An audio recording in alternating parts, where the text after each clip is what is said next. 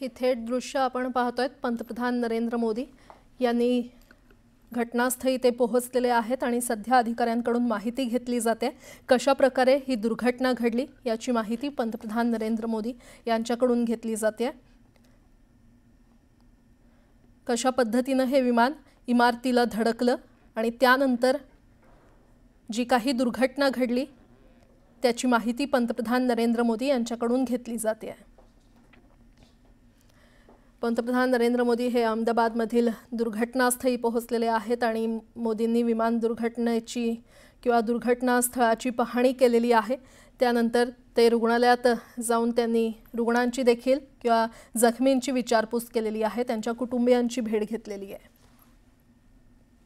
आणि त्याची काही दृश्य आता समोर येत आहेत। पंतप्रधान नरेंद्र मोदी हे अधिकाऱ्यांकडून त्यांनी माहिती घेतलेली आहे, कशा प्रकारे ही दुर्घटना घडली, कशा प्रकारे हे विमान या इमारतीला जाऊन धडकलं आणि त्या इमारतीमध्ये नेमकं कोण कोण त्यावेळी उपस्थित होतं याची माहिती पंतप्रधान नरेंद्र मोदी यांनी अधिकाऱ्यांकडून घेतलेली आहे।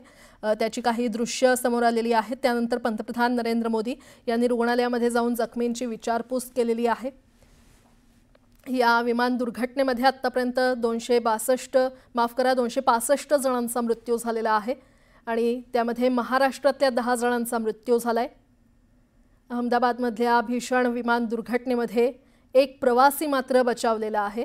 अधिक माहिती देत आहेत आमचे प्रतिनिधी लक्ष्मण घाटोळ आपल्यासोबत जोडले गेलेले आहेत। लक्ष्मण, पंतप्रधान नरेंद्र मोदी यांनी ह्या सगळ्या दुर्घटनेची अर्थात अहमदाबाद मध्ये झालेल्या विमान दुर्घटनेची माहिती घेण्यासाठी ते स्वतः आज अहमदाबाद मध्ये दाखल झालेले आहे। साधारणतः 8:30 वाजता ते अहमदाबाद विमानतळावरती दाखल झाले आणि त्यानंतर त्यांनी थेट घटनास्थळ गाठलं। त्यानंतर घटनास्थळाची त्यांच्याकडनं पाहणी केली गेली। ज्या भागामध्ये ही दुर्घटना घडली त्या भागामध्ये विमान कोसळलेलं आहे, त्या इमारतीचे अवशेष ज्या ठिकाणी पडलेले आहे त्या ठिकाणी पंतप्रधान नरेंद्र मोदी जे आहे ते स्वतः पोहोचलेले, त्याची ही सगळी दृश्य आपण बघतोय की आतमध्ये जाऊन त्यांच्याकडनं कशा पद्धतीने या सगळ्या घटनेची पाहणी केली गेली, त्याची माहिती जी आहे ती अधिकाऱ्यांकडनं कशा पद्धतीने ते घेत आहे याचे सगळे दृश्य आहे। काही वेळापूर्वी ते याच विमान दुर्घटनेच्या ठिकाणी पोहोचले त्यावेळेला या अधिकाऱ्यांकडनं जी माहिती पंतप्रधानांना दिली जाते, आपण ही जर दृश्य बघतोय विमानाचे अवशेष जे आहे ते या संपूर्ण इमारतीवरती आहे आणि त्याचीच माहिती जी आहे ती अधिकाऱ्यांकडनं दिली जाते। पंतप्रधान नरेंद्र मोदी यांना काही स्थानिक नेते जे आहे पंतप्रधान नरेंद्र मोदी यांच्या सरकारमधले ते देखील त्यांच्याबरोबर होते, त्यांच्याकडनं देखील ही माहिती जी आहे ती पंतप्रधान नरेंद्र मोदी यांना दिली जाते। त्यांनी घटनास्थळाची पाहणी केलेली आहे। विमान ज्या मजल्यावरती अडकलेलं होतं त्या मजल्याकडे ते पाहणी करताय, त्या मजल्याची त्यांच्याकडनं पाहणी जी आहे ती केली जाते। त्याची ही सगळी दृश्य आहे। काही वेळापूर्वी पंतप्रधान नरेंद्र मोदी या ठिकाणी आलेले होते। त्यांनी ज्या घटनास्थळावरती हे विमान कोसळलं त्या ठिकाणाची ते पाहणी करण्यासाठी आलेले होते। त्याच ठिकाणी या विमानाचे अवशेष जे आहे ते त्यांच्याकडनं त्याची पाहणी केली गेली, ज्यामध्ये विमानाचे टायर्स असतील, सीट्स असतील किंवा इतर अवशेष जे आहे ते या परिसरामध्ये पडलेले आहे।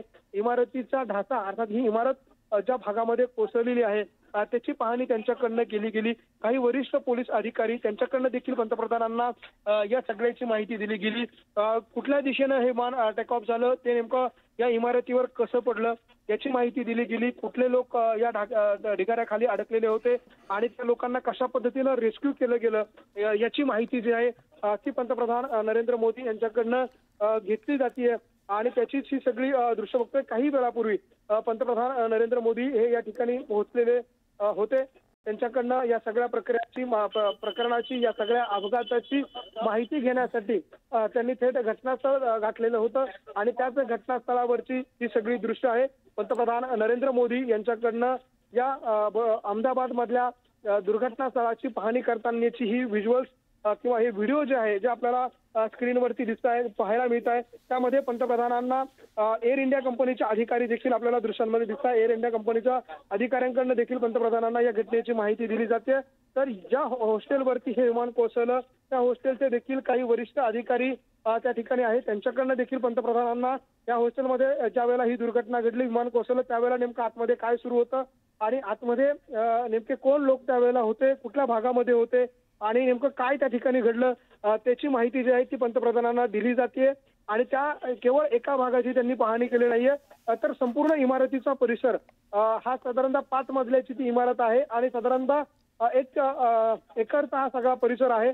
त्यापैकी ज्या इमारतीच्या ज्या भागाला मोठ्या प्रमाणात धक्का बसला त्या इमारतीच्या एका भागाची पाहणी जी आहे ती त्यांच्याकडनं केली जाते आणि त्याची ही सगळी दृश्य आपण स्क्रीनवरती बघतोय आणि त्यामध्ये आपल्याला विमानाचे अवशेष जे आहे जे हे विमान दुर्घटनेमधलं जे विमान होतं एअर इंडिया कंपनीचं त्याचे अवशेष कशा पद्धतीने त्या ठिकाणी पडलेले आहे त्याचे हे दृश्य आपल्याला पाहायला मिळतात।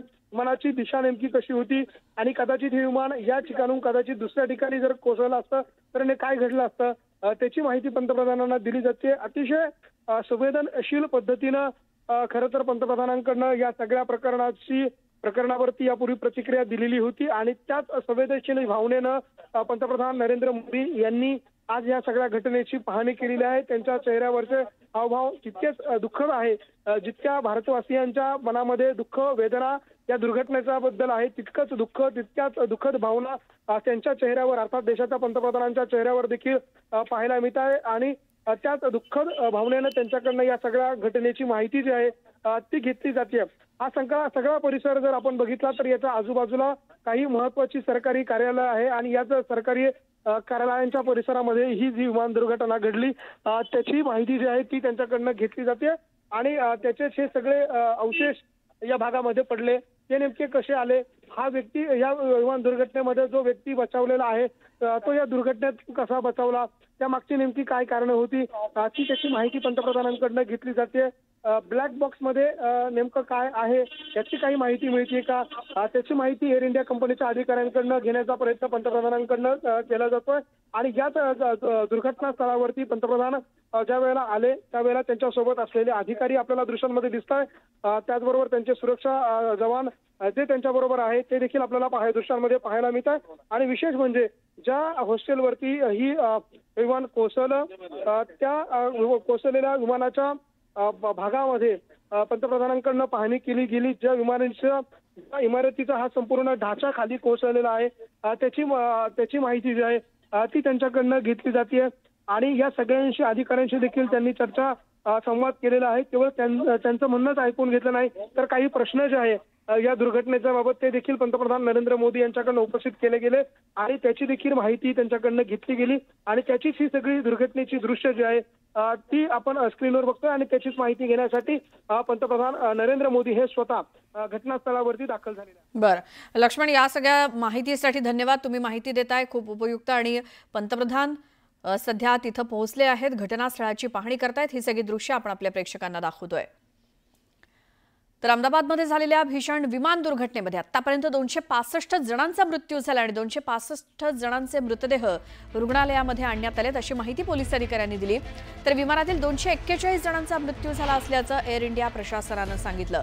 अहमदाबादमधील एअर इंडियाच्या विमान अपघातस्थळी बचाव कार्य पूर्ण झालेलं आहे। आंतरराष्ट्रीय नागरी विमान वाहतूक संघटनेनं निश्चित केलेल्या आंतरराष्ट्रीय प्रोटोकॉलनुसार विमान अपघातात तपास ब्युरोद्वारे औपचारिक चौकशी सुरू करण्यात आली आहे आणि या प्रकरणाची सविस्तर तपासणी करण्यासाठी सरकार विविध विषयांच्या तज्ज्ञांचा समावेश असलेली एक उच्चस्तरीय समिती स्थापन करते आणि ही समिती विमान वाहतूक सुरक्षा मजबूत करण्यासाठी आणि भविष्यात अशा घटना होऊ नयेत यासाठी काम करेल।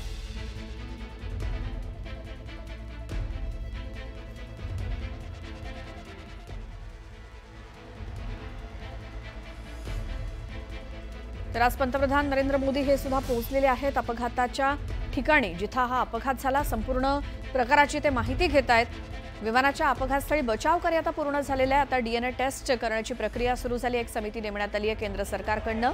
यापुढे देखील असे अपघात होऊ नयेत यासाठी ती काम करेल। तर अहमदाबादमधील विमान दुर्घटनेमुळे देशभरात शोककळा पसरली आहे। एअर इंडियाच्या बोईंग ड्रीम लायनर विमानाचा अपघात झाल्यामुळे तब्बल 265 जणांचा मृत्यू झाला आणि या विमान दुर्घटनेमध्ये महाराष्ट्रातल्या 10 जणांचा समावेश आहे। अजूनही 20 जण बेपत्ता आहेत। या बेपत्ता नागरिकांचाही शोध सुरू आहे। अहमदाबादमध्ये विमान अपघात झाला। महाराष्ट्रातल्या 10 जणांचा या दुर्घटनेमध्ये मृत्यू झाला। अजून 20 जण बेपत्ता आहेत असं कळतंय। दुर्घटना ठिकाणावरनं अनेकांना हॉस्पिटलमध्ये दाखल करण्यात आलं। काही जखमी अवस्थेत होते कारण हे विमान मेडिकल कॉलेजच्या इमारतीवरती कोसळल्यानंतर तिथं मेसमध्ये जेवण्यासाठी गेलेले काही डॉक्टर्स आणि विद्यार्थी सुद्धा काही मृत्यू पावलेत, काही जखमी झालेत। त्यांना देखील तातडीनं हॉस्पिटलमध्ये आणण्यात आलं। लंडनला जाणारं एअर इंडियाचं AI-177 हे विमान काल दुर्घटनाग्रस्त झालं. सुमारे 20 जण बेपत्ता आहेत अशी माहिती समोर येते.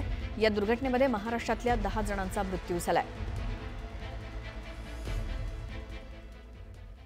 तर अहमदाबादमध्ये एअर इंडियाच्या विमानाला अपघात झाला. या अपघातामागचं मोठं कारण समोर आलंय ते म्हणजे विमानाच्या इंजिनाला इंधन पुरवठा नीट झाला नाही असं सूत्रांनी सांगितलंय. इंधन पुरवठा न झाल्यामुळे दोन्ही इंजिन फेल झाले. पायलटचं विमानावरचं नियंत्रण सुटलं आणि हा अपघात झाला अशी माहिती सूत्रांनी दिली आहे. त्यामुळे हे विमान समोरून खाली न कोसळता ते सरळ खाली कोसळलेलं आहे.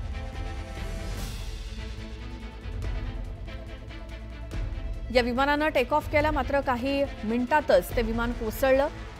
ते टेक ऑफ केल्यानंतर वर जाण्याऐवजी खाली खाली यायला सुरुवात झाली होती आणि तिथे रहिवासी भाग आहे. विमानतळाच्या धावपट्टीवरनं उड्डाण घेतल्यानंतर ते रहिवासी भागाच्या वरती उडत असताना अचानक हे विमान वरती उडण्याऐवजी खाली येऊ लागलेलं आपल्याला स्पष्टपणे प्रत्येक व्हिडिओमध्ये दिसतंय. आणि जे कारण सांगितलं जात आहे, विमानाच्या इंजिनला इंधन पुरवठा व्यवस्थित न झाल्यामुळे पायलटचं देखील विमानावरचं नियंत्रण सुटलं आणि हे विमान रहिवासी भागामध्ये कोसळलं. ज्या इमारतीवरती कोसळलं ती BJ मेडिकल कॉलेजची इमारत आहे, जिथे मेसमध्ये मुलं जेवण्यासाठी आले होते. काही डॉक्टर्स सुद्धा होते निवासी. ते यामध्ये काही मृत्युमुखी पडलेत, काही जखमी झालेत. त्यासोबत विमानातल्या सर्व प्रवाशांचा मृत्यू झालाय. एक प्रवासी यातला वाचलेला आहे.